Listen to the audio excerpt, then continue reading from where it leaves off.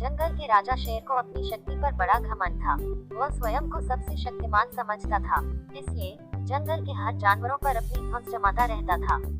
जंगल के जानवर भी क्या करते, अपने प्राण सबको प्रिय थे, इसलिए न चाहकर भी शेर के सामने नतमस्तक हो जाते। एक दिन दोपहर के समय शेर एक पेड़ के नीचे सो रहा था। वहीं एक मच्छर भिनभिना रहा था, जिससे शेर की नींद में खलल पड़ रहा था। वह एक मच्छर से बोला, ए मच्छर, देखता नहीं मैं सो रहा हूँ, भाग यहाँ से, नहीं तो मसल कर रख दूंगा।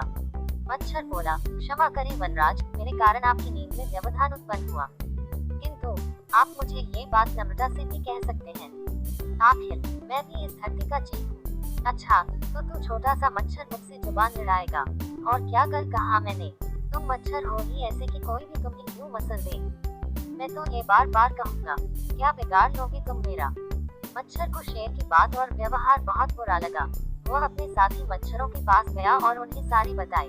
सभी मच्छरों को शेर की बात चुभ गई। उन्होंने तय किया कि इस संबंध में एक बार सब मिलकर शेर से बात करेंगे। सभी मच्छर शेर के पास पहुँचे और बोले, वनराज, हमें आपसे बात करनी है, जल्दी बोलो, मुझे तुम जैसों से बात करने की फुर्सत नहीं है। शेर बोला, वनराज, आप होंगे बहुत शक्तिशाली, किंतु इसका अर्थ ये कतई नहीं है कि आप अन्य जीवों और प्राणियों का मजाक उड़ाएं या उन्हें नीचा दिखाएं। मच्छर बोले, मैंने जो कहा सच कहा, मैं सबसे शक्तिशाली हूँ और मुझे कोई हरा नहीं सकता। घमंड में चूर शेर गरजा, ऐसा नहीं है, अगर आप शक्तिशाली हैं तो हम में भी इतना सामर्थ्य है कि आवश्यकता पड़ने पर हम किसी का भी सामना कर सकते हैं और उसे हरा सकते हैं। हम आपको भी हरा सकते हैं। मच्छर भी चुप न रहे।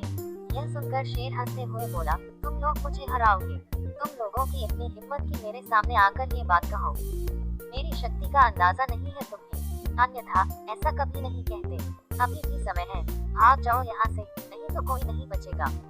शेर के घमंड ने मच्छरों को क्रोध कर दिया। उन्होंने ठान लिया कि इस शेर को मजा चखा कर ही रहेंगे। वे सारे एकजुट हुए और शेर पर टूट पड़े। वे जगह जगह उसे काटने लगे। वह दर्द से कराह उठा। इतने सारे मच्छरों का सामना करना उसके बस के बाहर हो गया। वह दर्द से चीखता हुआ वहाँ से भागा, लेकिन मच्छरों ने उसका पीछा नहीं छोड़ा। वह जहाँ भी जाता, वे भी उसके पीछे जाते और उसे काटते। आखिरकार शेर को झुकना पड़ा।